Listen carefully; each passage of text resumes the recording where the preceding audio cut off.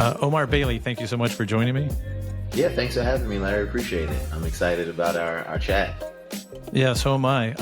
So I saw the episode of on Roku channel, Visionaries, which you're featured in, and I'll get to that a little bit later in the interview, but I wanted to talk to you first about how sneakers came about for you. It was an early age about age 7, right? And you would Yep. sketch images of sneakers, of shoes that you couldn't get. What was that all about, and how did that eventually lead to your career? Yeah, what my parents are from Jamaica, and they came to the States, came to America in sometime in the 70s. And had me and my younger sister. I was born in New York, and then relocated to Florida when I in the early 90s, relocated to Florida. And at that time there was a lot of time goes by so quickly and people forget, but at that time when you think about sneaker culture, I don't even think that was a word really at the time. When you think of the Be Like Mike commercials and the Nike commercials, and their big marketing budgets and all the money they spent to sort of get MJ in front of us, the way that they did, and it really created quite the frenzy and demand and excitement around it, which on the flip side of it created a lot of chaos and drama and some real dangerous situations. People being trampled in stores, trying to run to the store to buy the shoes, and then once you got the shoes, or in certain neighborhoods, neighborhoods that I was familiar with, kids were getting beat up and jumped, and sometimes even hurt fatally, all for their shoes. So there was a real fear, around that time, at least for me and my parents, especially my parents, about some of those things that were going on at the time, and that prevented them from buying me maybe the more desirable shoes that were happening at that time, or were popular at that time.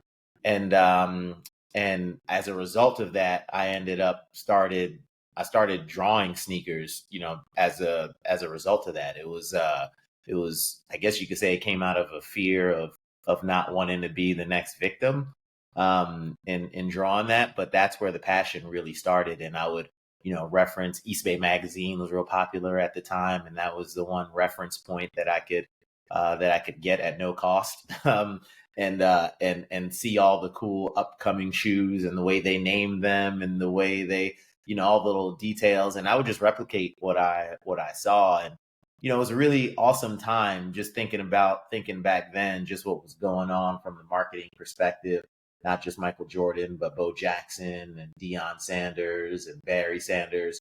These were all Nike athletes at the time, and the commercials, and we just hadn't seen anything like that. So I was beyond inspired by that time, or at that time, and just and I think that, fueled with the fact that I couldn't actually have the shoes that I desired, really, is really what got me going and started sketching and drawing shoes. From those early sketches, are there any themes in that have stayed with you throughout your life and career that you even see today, like in some of the work that you do? Oh, great question. Funny you mentioned that. I do go back and look at it from time to time, and I do find little nuggets. I'm like, oh, that was really cool. The one thing I would say that probably that happened that stands out to me now when I go back and look at all those sketches, which I have. I have all of them still to this day, which is great. So I don't know how I've hung on to that all these years. Um, but um, but the one thing I notice when I look at them is the shapes of the shoes. And when I think about the kind of footwear that I'm building now, whether it's for my company FCTRY LAB, or for our collaborative partnerships that we're doing. The shape is what really stands out. And there was this period of time when when you work for corporate and you work with your different athletes and such, you kind of have to stay sort of, at least at that time when I was starting out, you have to stay sort of in a box and operate within that box. But I guess I've over the years, or over recent years, I've gotten more confidence in wanting to sort of express that creatively. And so, yeah, it's funny when I go back and look at some of those really funky shapes, and then look at some of the shoes that we're making that are really funky shapes. I see the parallel from that time to now.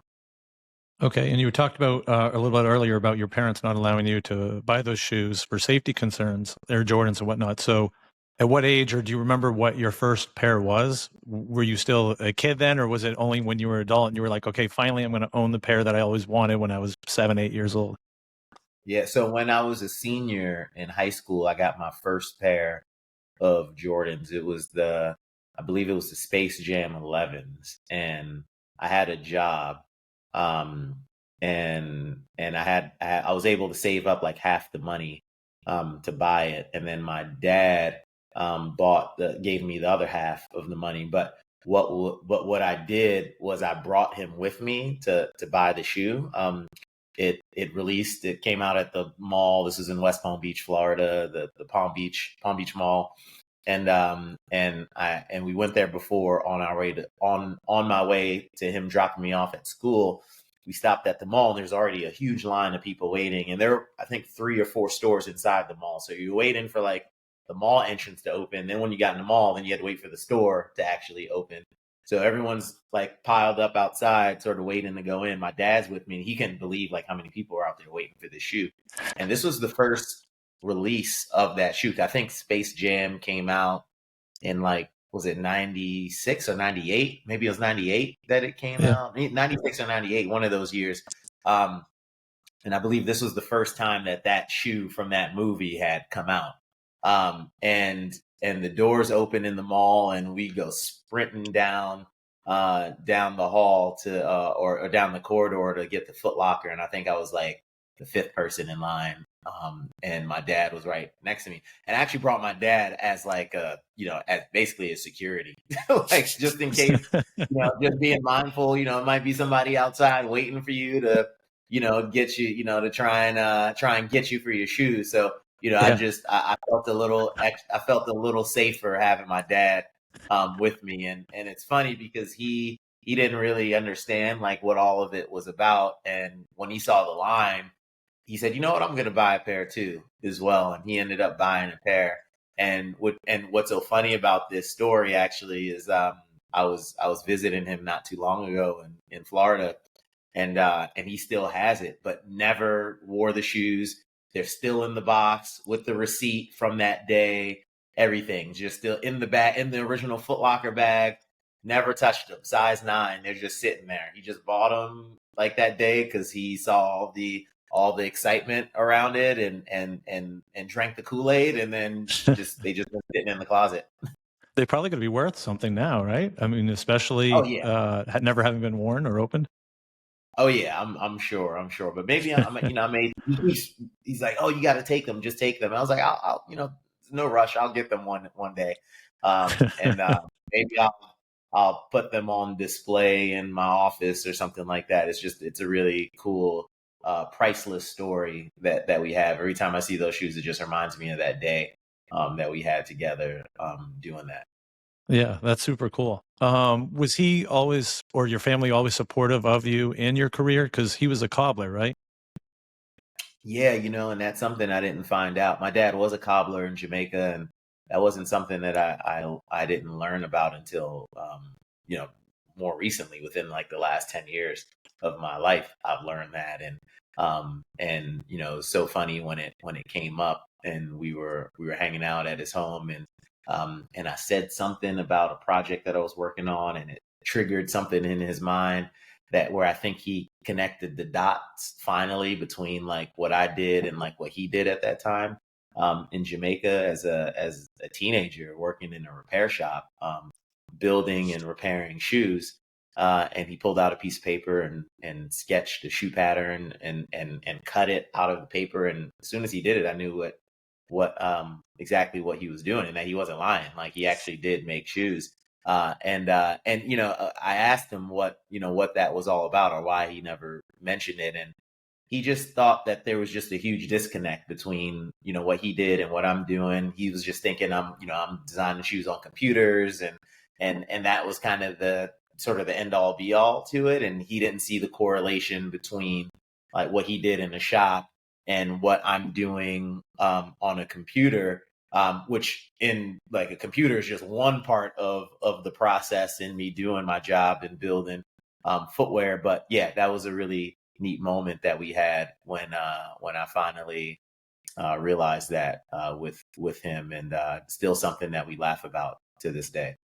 And it sounds like they were supportive, your parents, even of you when you went to college, because you went to art and design school. Yeah. So obviously they were supportive there. And then when you went there, the sketches and what you created in school, how did that transition into a conceptual, from conceptual design into what would be a real world product that you could sell, into what you do today? Yeah. Well, yes, and you're right. My family was extremely supportive, down from my mom and dad to my sisters to even my nieces and nephews. Very, very supportive of me the entire time that I was doing this. Although it was a bit strange that their sibling or son was sketching and drawing sneakers all the time. They didn't exactly know what to do with me, but they were encouraging. They were encouraging about it, to the point where I got into art school, and that was amazing for me to be around others who were in the creative arts and who were thinking about careers in creative fields. And it was really inspiring, being able to transition from where I was before, which was I kind of touched on it a little bit, a much more dangerous situation with some of the schools that I went to, where it was, violence was a normal thing and fights was a normal thing, and, tension and those kinds of things, to a school where I didn't have to, necessarily worry about that. But art school was huge for me. And then, yeah, that transition into from art high school into college, where I got to meet people who were like-minded, just like me, who wanted to get into footwear, but also thinking about how do I evolve as a designer and as a creator, and what I'll say, just regarding your question about that transition into actually like building practical footwear. College was great, and that allowed me to do a handful of internships with New Balance, K-Swiss, Adidas, and that was amazing from a design perspective. But I really didn't get my chops in terms of building and creating footwear and learning the entire A to Z process until I started spending time overseas, in Asia, all parts of Asia, from Taiwan to China to South Korea, but then also South America, Brazil and Argentina, parts of Europe. I've been real fortunate to travel around the globe because of shoes and sneakers, and spending time in shoe factories and with manufacturers, and really understanding like the steps that take place once you've designed the shoe, and actually how that transitions into a tangible product that you could then scale, market, or market, scale, and sell. Not exactly in that order, but yeah, that was huge for me. So like I said, the internships were great from like a foundational perspective as a designer and as a creator, and learning building tech packages, which are like the blueprints essentially to build a piece of footwear. But when your boots on the ground in the factory, there's no replacing that. That's where you really learn. Someone told me a long time ago, and I really believe it, that true innovation starts at the factory level, when you're able to get your hands on materials and touch and feel things, and you get to experiment. I can't tell you how many times I've created a shoe and I thought in my head it was going to be one thing, but then once you actually get into the lab, into the factory, and you're working and you're really processing and understanding what truly is possible or what you can experiment with, there's been many times where like I've created footwear that like, there was an accident or something that I like that I didn't mean to do, or it didn't look as good as you thought it was going to look from the sketch. And then it comes out a different way and you're like, that's amazing. Or you do something that's slightly different, that like is completely different than what you thought it was going to be, but then it makes it an amazing product. So that happens all the time. So I think there's, it's great to be able to sketch and draw on paper or on the computer, however you do it, but nothing can replace like the practical experience of actually being in a place where you can get your hands dirty and get your hands on the product and actually build from there. So when you were in college and you were designing, did you think at any point that you would want, I mean, obviously you worked with some of these larger shoe manufacturers and these giants. Did you always want to go out on your own at some point, or was it, when you were in school, oh, I want to, design the next Air Jordan, instead of saying, yeah, I want to do my own thing someday? Yeah, no, great question. In the beginning meaning like, once I knew, it wasn't until my senior year of high school or like the end of my junior year of high school that I actually saw a path forward to getting into footwear. All that time before that, I was just sketching and drawing for fun. I had no idea that I could do this for a living at all. And so drawing, I was sketching sort of the shoes and again, not knowing exactly where this can all go and take me. And then as I get into, doing my internships, yes, I would say like prior to sort of me doing these internships, the goal was always like get a job for Nike, get a job at Nike and try and design, the next Air Jordan. That changed once I did the internships and I realized that like, the corporate machine wasn't necessarily for me and independence was the path that I wanted to pursue and go down. So I knew that pretty early on. I would say like by the time I got to K-Swiss, which was my second internship of the 6 total that I did in school, I had my mind made up that I was going to go independent and the internships that I was going to do going forward, I was always going to have that mindset, right? Like going in and absorb the information as best as I could, and always thinking through the lens that one day I'm going to do this independently and on my own. And that's why I was so gung ho about going to Asia and spending time in shoe factories, because that's all you heard. That's all I heard during my internships was you need to go spend some time in the shoe factory and really understand manufacturing and supply chain and how that all works. So yeah, I knew pretty early on that like this is the path that I wanted to take in terms of being an independent designer and creator of shoes. And so you felt then that there was a gap in the industry, to be able to create FCTRY LAB. And do you think when traveling, and you lived in India, right? New York, India. You said you grew up in Florida. You live in LA now. So did that travel and that experience also help influence becoming independent and creating what would eventually be FCTRY LAB?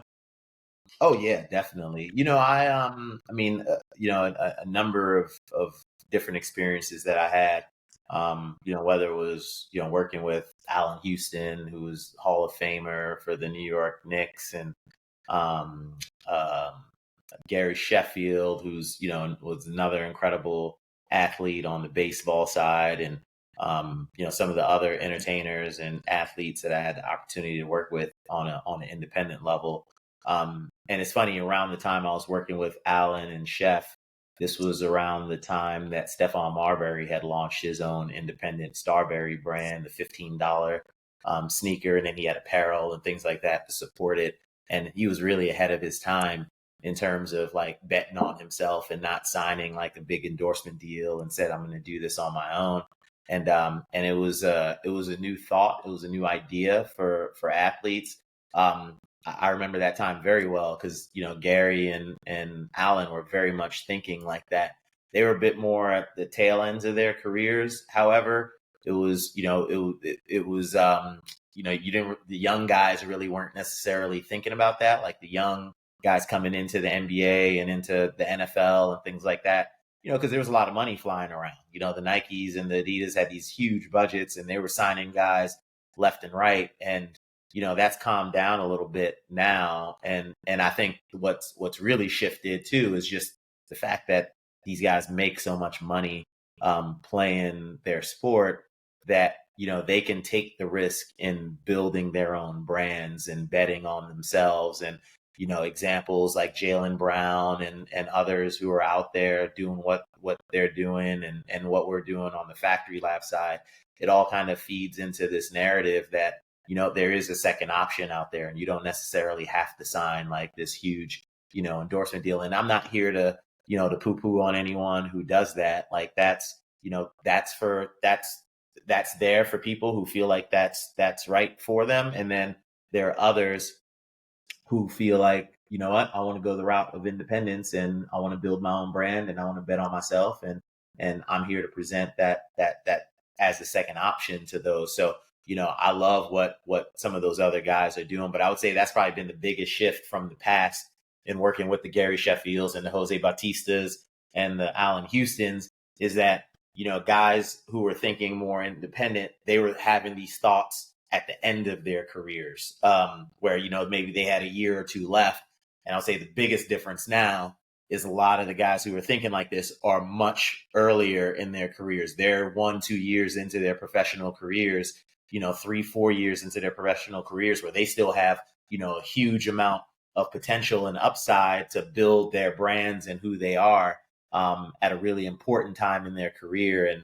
And it's exciting to see. And, we're here to help those who want to jump into that ring and see if it's for them. Working with celebrities and athletes, how do you balance your creative vision with their expectations for what they're looking for? Oh man, that's the $1 million question right there. You hit the nail on the I mean, head. I'm sure it's like any other project, where you just got to like, take their suggestions into consideration, while also, being true to, I assume, your own creative process and designs. Absolutely. Yeah. Managing expectations is always the hardest thing with anyone, especially when you're building and creating something from scratch. It's always, there's no one fits all solution when it comes to that. It's case by case per creator, and per athlete. I have athletes or, celebrities, people that I've worked with, in the past and present, who are just totally just like, hey, this is, you're the expert. You've done this for all the big brands. You work for, some of the biggest stars on the planet. I trust your judgment and expertise. And they just kind of let me run with it from a design perspective. And that's great. And then they'll have input on colorways and material finishes and things like that. And then, yeah, every now and then you'll have someone who may have an opinion on like maybe a functional aspect of the shoe, but it actually is sort of few and far between that happens. I feel like of late, it's been more like, hey, I trust your judgment and your opinion. These are my thoughts, but like whatever you think is best, that's what you do. I would say that's been the experience for the most part, but that doesn't mean I'm not open to what their ideas and what their thoughts are. I want to hear that. I don't want to just be talking to a wall, the entire time. I want to know what you think. I want to know what you feel, but I want to know it in the beginning, right? I don't want to know it like 3 months later when like we've made it down the road and we're almost at the finish line. You're like, oh, I kind of want to change this. And it's like, well, we had the opportunity to do this 3 months ago. Like, why didn't we? That's why we're going through this process. So there's a bit of hand holding in that process, but I love all my guys that I work with in doing it. They're all amazing, from, the Jalen Ramseys to the, Trayvon Walker. I've been working with him. I was just with him recently, DN for the Jacksonville Jaguars, Trent Williams, Jonathan Taylor. And, we got a few other interesting people on the tennis side, and even a cricket player that we're working with right now. So, everyone's a little bit different, but yeah, managing expectations is always going to be the hardest thing, no matter what you do when you're working with elite athletes like that. Yeah, and with Jalen Ramsey, you created a cleat with him. So was that the first time creating something like that, sports performance based? And walk us through like the creative process for that. And is I guess, is that common in the NFL or in sports? Because I always think of cleats as being, the Nikes, the Adidases, the New Balances, the Under Armours, not necessarily like a one-off cleat for each athlete. Yeah. Well, yeah. So to answer the first part of your question, no, this wasn't my first time doing this. I've done performance footwear for elite athletes before. So as I mentioned, like Chef, Allen Houston, Jose Bautista, even if you remember, if you're a baseball fan, the famous bat flip after he hit that big home run some years back. He was actually wearing my cleats when he did that. So I've done that before, been down that track, and in a way too, where I had shoes fail on athletes before, right? Like it's not fun when that happens, but I went through those growing pains earlier where where you need to dial in on performance testing and some of the small nuances that take place, that so that you don't end up getting a result like I did in the past, early in my career, where maybe the bonding wasn't as good, or you didn't sort of take the necessary precautions. So these are all part of the growing pain. So, when you fast forward 15 years later or so, and me having the opportunity, having done that over the past, and Jalen Ramsey approaches me with wanting to create his own football cleat from an engine, not only a design perspective, but from an engineering standpoint, I had all the confidence in the world because I did the heavy lifting. I spent the 10,000 hours like doing it with other athletes, and had some great moments and some not so great moments. And because of the things that I learned, I feel like it set me up perfectly for that. And just to walk you a little bit through what that process is like, what we do is we start with a 3D scan of the athlete's foot, and so that we can capture all the information and data around their foot, and we'll take that 3D scan and transition that into a shoe last. And a shoe last is basically a mold of the foot. There isn't a single shoe on this planet that isn't made without a shoe last. So that's why you see different brands. One brand to the next may have different.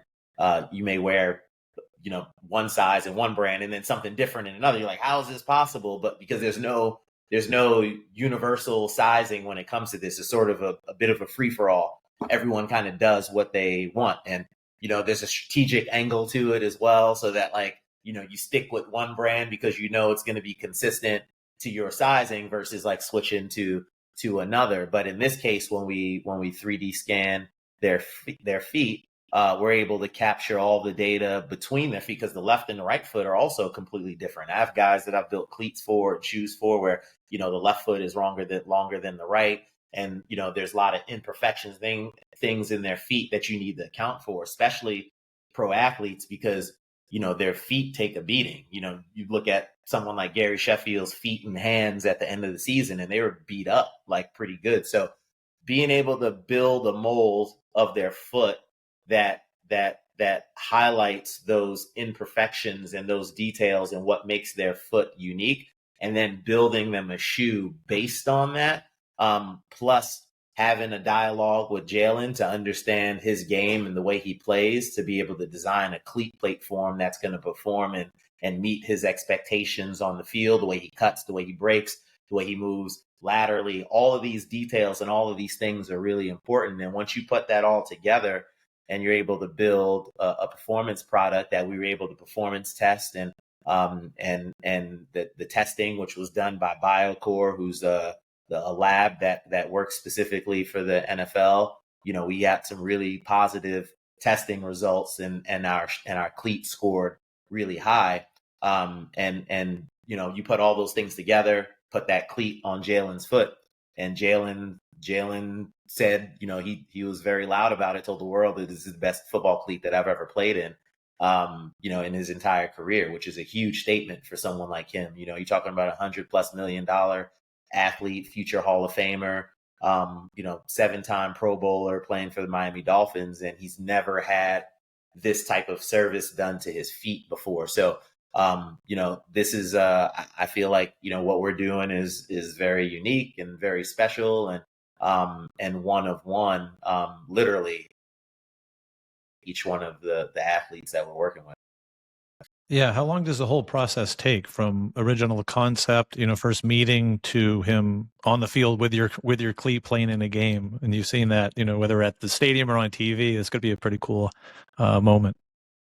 Yeah, it's about a 4 to 6 month process. And it depends on it really comes down to the time that the athlete has and how often we can connect and meet. Most of the information and most of the heavy lifting kind of happens in the beginning part of the process. So, the 3D scanning of the foot, the designing, the cleat plate, the communication and the dialogue between me and that athlete. With Jalen, it worked out well because he actually lived like 5 minutes from me out here in the Valley when he was still playing for the Rams at the time and had just and wasn't with the Miami Dolphins just yet. So he was accessible. He would come to my house, I'd go to his house. So we were able to sort of always have this communication going back and forth. So he was probably on the shorter end of that because of that communication. But yeah, it's a fun process. It's cool being a part of it. I can see how excited the athletes are with it as well. And for us, it isn't necessarily about the commercialization of the cleat, even though those are things that we're talking about internally and trying to figure out with our partners. But this really came from more of a health and safety perspective, right? Like, how can we use what we have in terms of our ability and resources to build footwear on the performance side and build these guys a tool or a piece of equipment, if you will, that is going to allow them to stay on the field longer, perform better, and just be overall better athletes. And I think we've been able to accomplish that thus far. All right. How do you decide who to collaborate with and which projects to take on? And is it just as much you reaching out to folks as folks reaching out to you that want to work with you and collaborate? Yeah, I think it's about 50-50. We get a lot of inbound in. A lot of NFL guys reach out to us pretty regularly. I think word spread pretty quickly about what we did for Jalen, and it's evolved into more guys that we're building cleats for this year. So you'll be seeing more cleats for these athletes that we're doing it. And just to be clear, even from a branding perspective, we're just the manufacturer or the supplier of the cleat. The brand that's actually represented on the cleat is the athlete's brand. Jalen had a logo. A lot of these guys have their own logos or have their own brands that they just want to that represents them. And that's what's reflected on the shoe. But yeah, it's about a 50-50 process or split, between, like I said, inbound and then us being proactive and finding collaborators. And I would say, like, it depends on the kind of shoe that we're creating, determine sort of the criteria and who I decide, or who me and my team decide that we want to work with.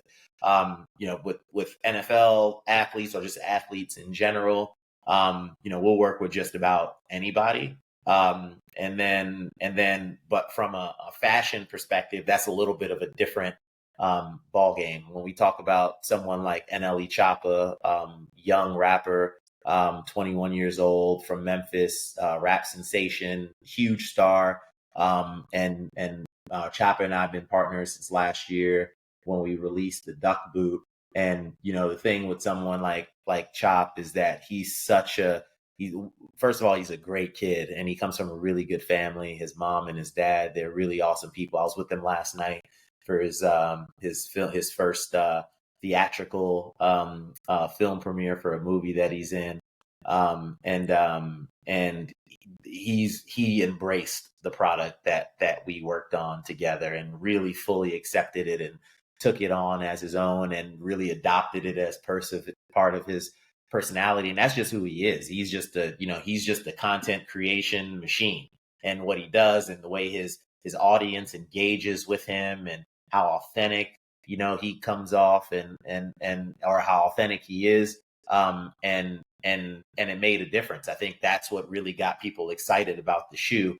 It wasn't like, 10 years ago or even now, like some athletes, creators, celebrities, they can leverage sort of the big marketing budget from the big brand that they're working with. And that's great. There's nothing wrong with that. But sometimes it's just about, with that, it's just showing up on set, and then the brand kind of does everything else. we work a little bit differently where, it's more of a let us both meet in the middle type of approach. We're going to do things and use our resources to help bring attention and eyeballs to what we're creating. And we kind of expect you to do the same as well. So, to answer your question about the criteria and how we decide on which collaborators we work with, that's a big, big part of it, specifically on like the more like fashion casual side of footwear. Yeah, the duck boot, which you mentioned, he wore those on stage, right? And they blew up after that because it's such a unique design.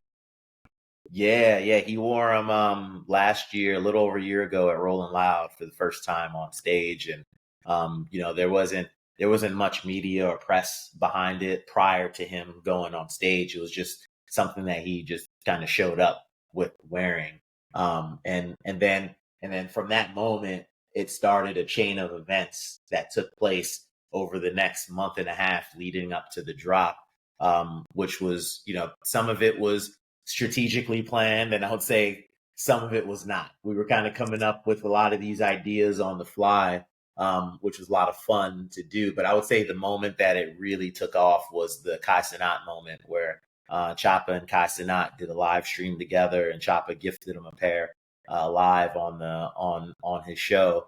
And Kai is amazing and touches so many people, specifically in the younger demographic, and that combined with Choppa's audience and who he is, that really got a lot of eyeballs on that shoe. And I would say from that moment everything really shifted and changed in terms of the attention, the awareness, and the demand for that shoe. All right. And the show Visionaries now streaming on the Roku channel, hosted by Keanu Reeves and Gard Hollinger. So how did that come about? Did they reach out to you and say, hey, we want to do this episode with you? What was the connection there? Yeah, exactly. They reached out last spring. And actually, yeah, I remember really well. I was in Miami for Formula One for the Grand Prix. And they had someone from their team had reached out and told me about the show.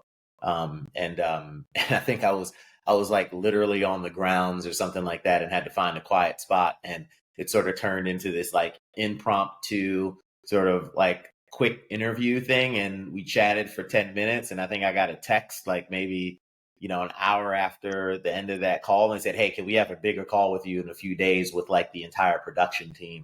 And then we had that call, and they said, hey, we would love to have you as one of our visionaries on the show. And it was super exciting. And about a month maybe later, Keanu and Gard show up to the lab, and we had a really fun day of filming and shooting that episode, and then was able to sort of travel around and bounce around a bit, going to Florida and going to my parents' house, and going to my old high school. I also happened to be doing a commencement speech at a graduation, so we were able to capture some of that as well, filming some more stuff here in LA. So it was fun being able to do that. I'm super appreciative to those guys. Keanu is an amazing guy, and Gard equally as well. And just the fact that they wanted to sort of shine their light on me, I'm super appreciative of that. And we had a lot of fun making that episode. Yeah, sure. Talking about giving a commencement address, what advice would you give to somebody young who may want to follow in your footsteps and, is probably drawing those sketches now, might be, a young teenager or whatever listening to this show? Yeah. Advice that I could give to a young person today, specifically young people today. The one thing I noticed a lot with like, just I think with sort of the younger demographic and generation, and it's not a knock on them either. It's just more like I think patience is few and far between with a lot of young people, and I think social media probably influences it a bit, where I think the expectations of success is a little bit blurred. I think this is me just as an outsider looking in, and thinking that you can all of a sudden just sort of hit the lottery with your career, and go from 0 to 100 and being super successful. And there are those situations that happen out there, and you hear stories like that all the time. But I think a lot of people, a lot of younger people are looking for that, as opposed to maybe just focusing on the thing that they're really passionate and excited about. And the thing that I'm most excited about with Visionaries and just my story in general is, it was hard to get to where I'm at right now. 22 years I've been sort of chasing this dream that started as a 7-year-old. And there were many times where I had no idea where this was all going to take me. All I did was just try to follow the breadcrumbs and use the passion to guide me to get me where I was where I wanted to go. Even though I had no idea where that was sometimes. So I think it's important for more stories like mine to be out there, and hopefully young people to listen and see and say, hey, it's okay if you don't, become a millionaire in 2 years, or you don't have a 6-figure paying job, right out of college.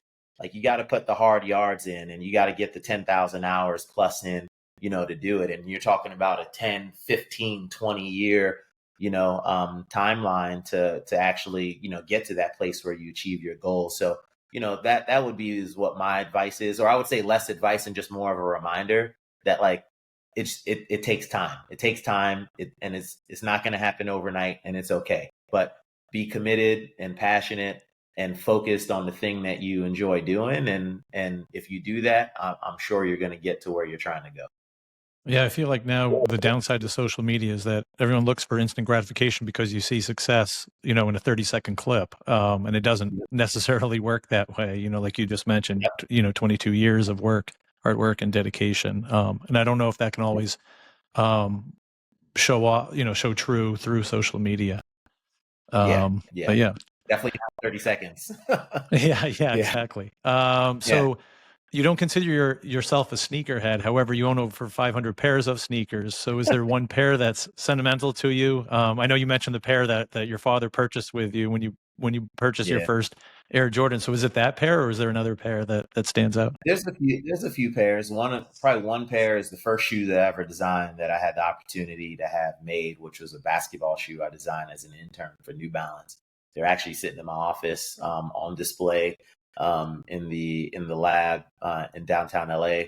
And that's a shoe that I hold near and dear to my heart, because again, that was the first time I ever sketched something on a piece of paper and then saw like the actual physical manifestation of it as a shoe. And then just in terms of sneakers that I wear in general, or that I have that I love, I was, the Air Penny ones, the Nike Air Penny ones, huge favorite of mine. Jordan 11s, any colorway, I love that shoe. That was one of those shoes that I would put the Jordan 11 specifically. I would put for me personally, in like the lexicon of footwear, where like it literally shifted like the way designers and people looked at what was possible, with shoes. That was the first time we really saw, patent leather, a material that was mostly used on more like Oxfords and dress shoes, put on a sports performance shoe. And, even the marketing was very clever with Nike, where, Michael Jordan's wearing a suit in them, but then he's also playing in them. So, that's a really important shoe. I think just for sneaker culture in general, and one of my personal favorites, in addition to the other two that I mentioned. All right. And last question, where do you see the future for FCTRY LAB? What's next? What's in the future for it? And would you ever want to expand into other products, say like hats or clothing or anything like that? Yeah, the future of FCTRY LAB, I think our future is very bright. I think we have a lot of different directions that we could go into. I really think what we've been able to accomplish on the sports side has been phenomenal, what we've been able to do. And I think continuing to expand on that into other sports, I think is something that we'll definitely continue to do. I think on the fashion side, continuing to grow our partnerships that we're doing. I think the sort of the future, and where I see, is continuing to evolve as a company and a brand globally. and working with international stars. We just made an announcement last week with our next collaborator, Agnes Mo, who's a huge Indonesian pop star and singer. And this is sort of one of those first steps that we're taking into doing that, in terms of looking at different regions around the globe. And it's very much a part of my story. I lived abroad. I spent a lot of time abroad. So, tapping into other regions and cultures around the globe is important to me, to just make sure we continue expanding our palette and portfolio of the people that we're growing with. So yeah, building the FCTRY LAB brand and company, and maybe having other locations around the globe. We'll see. It's not at top of mind, but maybe all this takes us in that direction, and see where we go from there. World sneaker domination, I call it. I love it. All right, Omar Bailey, thank you so much for joining me. I appreciate it, and best of luck to you and the rest of your career. I look forward to following it all along. And we'll link to the website and all your socials in the show notes and on our website at myfameexplained.com. Awesome. Thanks, Larry. Thanks for having me.